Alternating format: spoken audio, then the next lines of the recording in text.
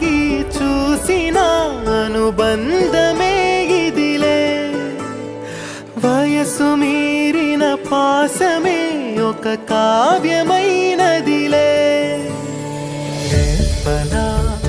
ఎప్పుడు కంటి పాపగ కాచులే రేపునా మాపునా చంటి పాప